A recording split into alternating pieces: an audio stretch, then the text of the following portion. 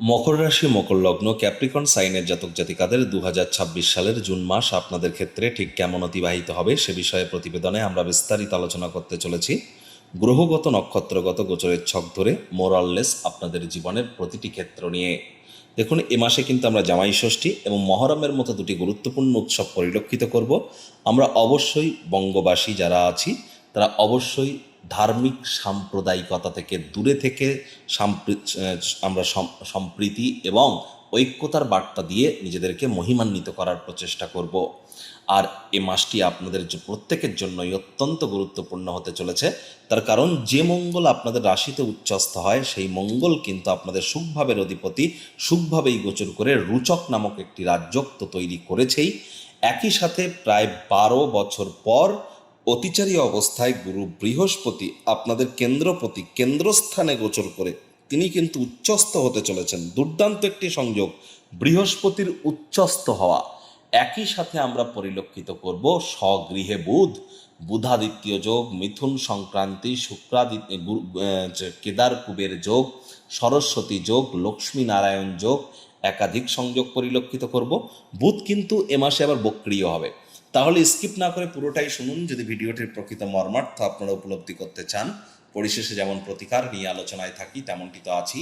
আলোচনাটি in general হবে, অর্থাৎ এই পৃথিবীতে যতজন মকর রাশির জাতক জাতিকা আছেন তাদের প্রত্যেকের জন্য এই আলোচনা। আপনি চাইলে আপনার ব্যক্তিগত গণনা এনি টাইম আমাদের দ্বারাই করাতেই পারেন। এর জন্য স্ক্রিনে কিন্তু আমরা নাম্বার দিয়ে থাকি। শনিবার রবিবার অফিসে এসে সামনাসামনি ফেস টু ফেস সাক্ষাৎ করতে পারেন, অথবা ওভার ফোনের মাধ্যমে এনি টাইম যোগাযোগ করুন। তো চলুন আলোচনায় প্রবেশ করা যাক।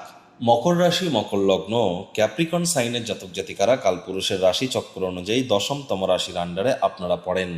আপনাদের রাশির মালিককে গ্রহরাজ শনি মহারাজ। আর স্ক্রিনে আপনারা যে চার্টটি দেখতে পাচ্ছেন এটি মকর রাশির জাতক জাতিকাদের 2026 সালের 1 জুন আপনাদের গ্রহগত গোচরের ছক ঠিক এমনটি কিন্তু দেখাবে। ফার্স্ট হাউস যেখানে 10 লেখা আছে গুলিয়ে ফেলবেন না, এটিই তো আপনাদের ফার্স্ট হাউস। আপনাদের সেকেন্ড হাউসে রাহু নিজের নক্ষত্র শতবিশা নক্ষত্রে গোচর করছে যেখানে 11 লেখা। আর শনি মহারাজ তিনি কিন্তু বুধের নক্ষত্র রেবতী নক্ষত্রে গোচর করছেন পরাক্রমের ভাবে আপনাদের রাশিধিপতি। মঙ্গল কিন্তু ভরণী নক্ষত্রে গোচর করছে সুখভাবে রুচক নামক রাজ্য তৈরি করে। 21 তারিখে মঙ্গল কৃতিকা নক্ষত্রে থাকাকালীন রাশি পরিবর্তন করবে।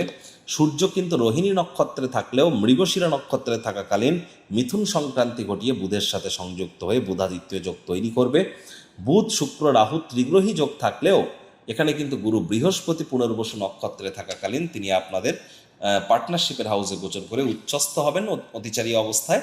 18 তারিখের পর বৃহস্পতি শনির নক্ষত্র পুষ্যা নক্ষত্রে গোচর করে যাবে। শুক্র কিন্তু আপনাদের 8 তারিখে পার্টনারশিপের হাউসে গুরুর সাথে সংযুক্ত হবে। আর বুধ 22 তারিখে রাশি পরিবর্তন করে শুক্র গুরুর সাথে সংযুক্ত হবে। কেতু মঘা নক্ষত্রে আপনাদের ক্ষেত্রে আপনাদের 8th হাউসে গোচর করছে যেখানে 5 লেখা আছে। প্রথমেই যে বিষয় সম্পর্কে আপনাদেরকে আমরা অবগত করার প্রচেষ্টা করব। দেখুন, মকর রাশির জাতক জাতিকাদের ক্ষেত্রে মে মাসের তুলনায় জুন মাসটি কিন্তু আপনাদের জন্য বহুল অংশে বেটার কাটতে চলেছে। জুন মাসটি আপনাদের জন্য এক কথায় দুর্দান্ত থাকতে চলেছে।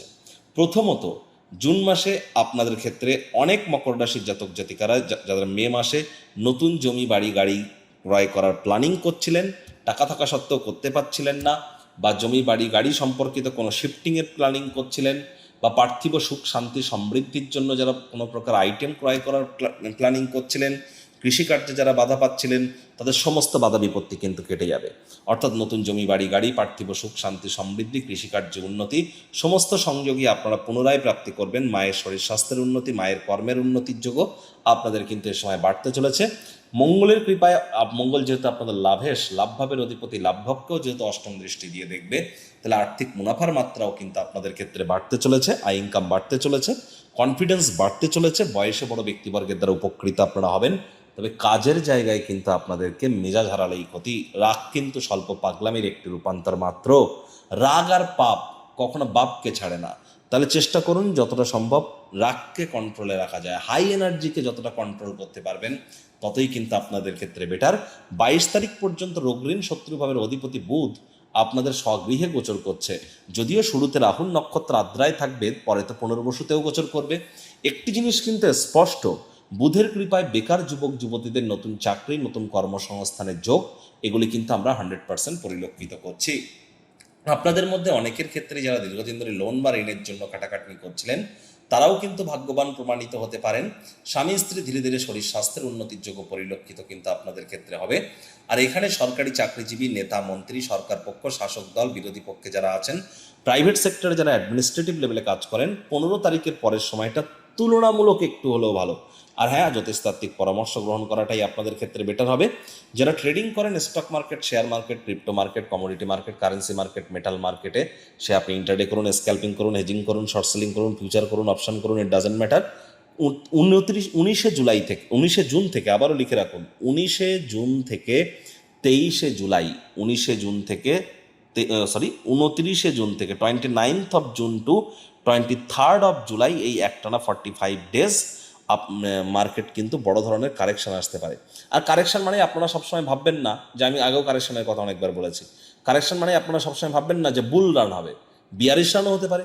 কারেকশন মানে আপনার মার্কেট হিউজ ভলাটাইল হয়ে যাবে, মার্কেট হয় প্রচণ্ড বুল রান করতে পারে অথবা প্রচণ্ড বিয়ারিশ হয়ে যেতে পারে, যা আপনার কন্ট্রোলের বাইরে চলে যেতে পারে না। আর অথবা মার্কেট হয়তো সাইডওয়েজ হয়ে কিন্তু বুল রান করতে পারে। অর্থাৎ মার্কেট তার ট্র্যাডিশনাল যে গতি, সেই গতির বিরুদ্ধাচরণ কিন্তু করবে, এ বিষয়ে কোনো সন্দেহের অবকাশ নেই। যারা এক্সপার্ট আছেন তারাও কিন্তু না চাইতেও কোনো ভুল করে বসতে পারেন। জীবনের ব্যাপারে, কেরিয়ারের ব্যাপারে, ফাইন্যান্সের ব্যাপারে, পরিবারের ব্যাপারে কোনো প্রকার গুরুত্বপূর্ণ সিদ্ধান্ত নেওয়ার থাকলে আমি তো বলবো আপনাদের চেষ্টা করুন যতটা সম্ভব 29 তারিখের আগে নেওয়া যায়। 29 তারিখের আগে পর্যন্ত যারা কাউন্সেলিং, কনসালটেন্সির কাজ করেন, মুখনিসৃত বাণীর দ্বারা অর্থ উপার্জন করছেন, বিজনেসম্যান যারা আছেন, তাদের প্রত্যেকের জন্যই সময় সুযোগ ভালো। গুরুর উচ্চস্থ হওয়ার কারণে প্রথম যে জিনিসটি আপনাদের ক্ষেত্রে এবার কিন্তু প্রভাবিত হবে। দেখুন, মকর রাশির জাতক জাতিকারা আপনারা আগে কি করেছেন ছেড়ে দিন।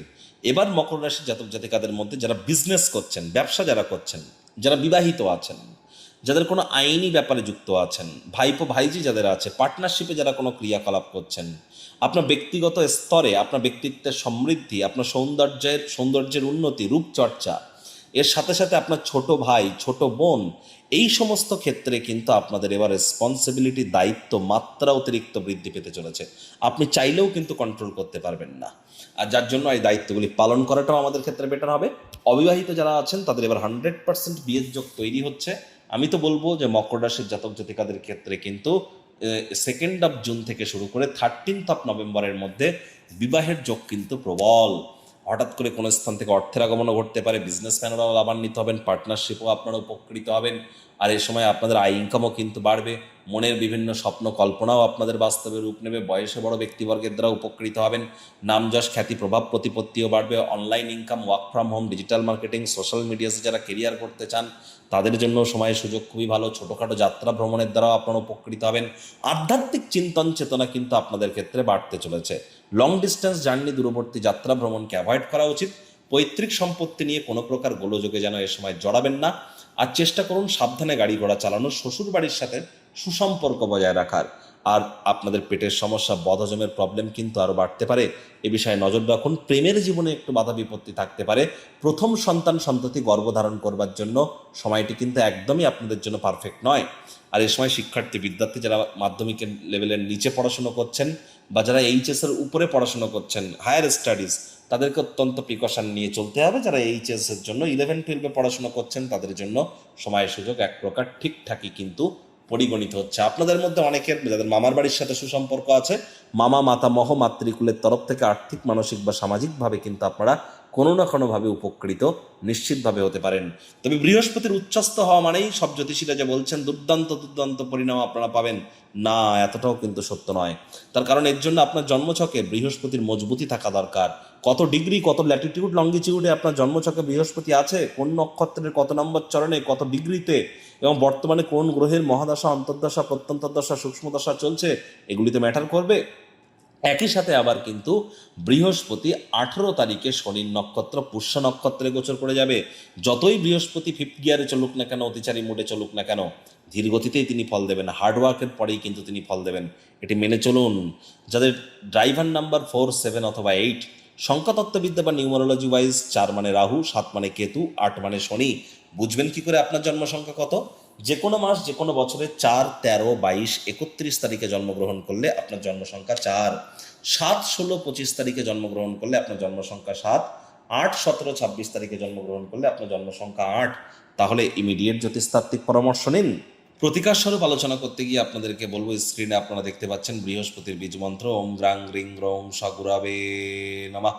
সকাল দুপুর সন্ধ্যা 3 বেলায় বৃহস্পতির এই বীজ মন্ত্র আপনারা 108 বার জপ করুন, অত্যন্ত উপকৃত হবেন। যারা দীক্ষা নেননি ইমিডিয়েট দীক্ষা নিন, লাভান্বিত হবেন। বাসি খাদ্য খাবার খাবেন না, হাইজিন মেনটেন করুন। শ্রমিক সম্প্রদায় বয়োজ্যেষ্ঠদেরকে আপনারা সম্মান করুন। মাটি মেঝে ফ্লোরে যেন থুতু ফেলবেন না, বাড়ির আশপাশ বাড়ির ভিতরে ঝুল ময়লা জমতে দেবেন না। পিঁপড়ে দেখতে পেলে তাদেরকে মারবেন না, চিনি বা বাতাসার গুঁড়ো খেতে দিন উল্টে। হিজড়া বা মহিলাদের সম্মান করুন। মহিলাদের গায়ে হাত তুললে আর্থিক ক্ষতি থেকে কেউই কিন্তু আমাদের বাঁচাতে পারবে না। সূর্যের আলো আমাদেরকে গায়ে লাগাতে হবে। আপনারা চাইলে আপনাদের ব্যক্তিগত গণনা এনি টাইম আমাদের দ্বারাই করাতেই পারেন। বেদিক জ্যোতিষ, লাল কিতাব, কৃষ্ণমূর্তি পদ্ধতি, সংখ্যাতত্ত্ববিদ্যা, বাস্তুশাস্ত্র এবং ভৃগুনন্দীকে একসাথে কম্বাইন করিয়ে আপনার জীবনের যে কোনো চাহিদা বা সমস্যার সমাধানে প্রতিকারে এখানে সম্পূর্ণ বিনামূল্যে রেমেডি কিন্তু প্রদান করা হয়ে থাকে। প্রতিকারের জন্যই দামি দামি তাবিজ, কবচ, মাদুলি, পাথর, হোম, যজ্ঞ, জেমস্টোন, শিকড় বাকড়ের কোনো প্রয়োজন নেই। সম্পূর্ণ বিজ্ঞানসম্মতভাবে law of attraction, manifestation, sound vibration, colour therapy, music therapy, প্ল্যানেটসদের frequency matching, switch word, reiki healing, কিছু গুপ্তলুপ্ত বিদ্যার মাধ্যমে আপনাদের জীবনকে মহিমান্বিত করা হয়। সংসারে অশান্তি, প্রেমে বাধা বা বিবাহে অনিশ্চয়তা, ব্যবসাতে ক্ষতি বা চাকরিতে ডামাডোল, অসুস্থতা, দুঃখ, দারিদ্রতা থেকে কিছুতেই রেহাই মিলছে না, পরীক্ষায় ফেল, তাহলে আর দেরি কেন? জীবনের যাবতীয় সমস্যার সমাধান করব আমরা। বাস্তুশাস্ত্র, সংখ্যাতত্ত্ববিদ্যা, লাল কিতাব, বৈদিক জ্যোতিষশাস্ত্র, কৃষ্ণমূর্তি প্রভৃতি পদ্ধতিতে জন্মছক বিচার করা হয়। প্রয়োজন অনুভব করলে স্ক্রিনে ফ্ল্যাশ হওয়া নম্বরে যোগাযোগ করতেই পারেন।